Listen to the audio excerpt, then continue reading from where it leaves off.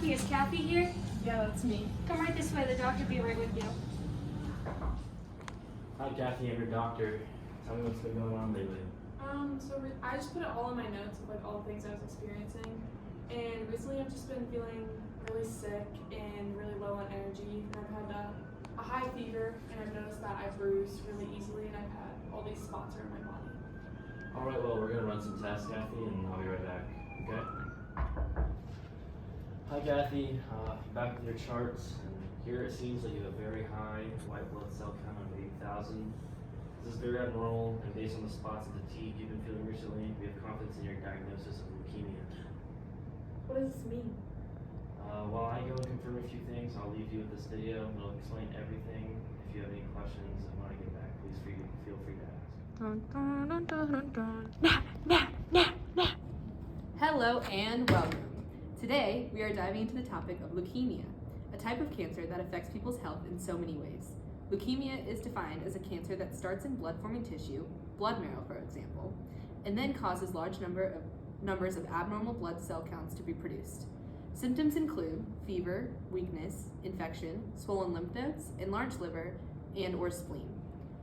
Petechiae could appear on the skin, which are tiny brown or red dots. With every illness, everyone experiences symptoms differently, and it can sometimes go unnoticed.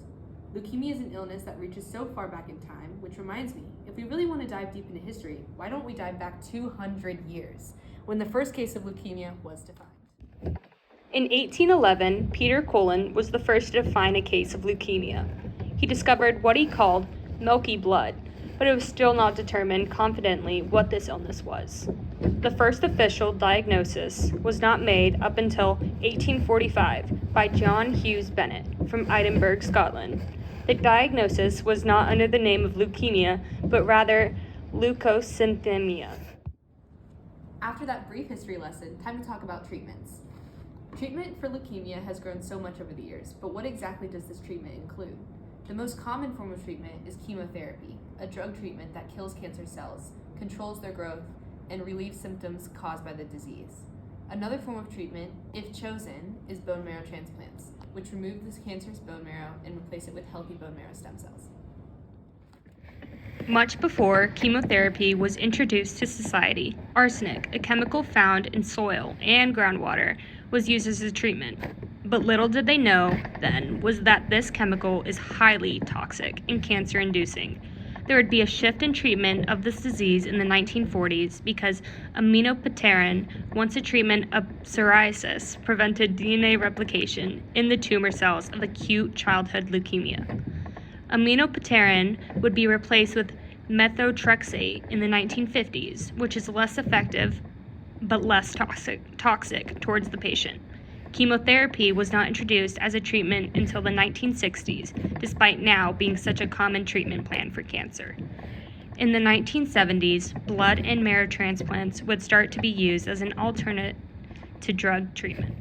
These treatments have a high success rate, but due to many patients being reported with the sickness relapsing, the cure rate is down to 40%.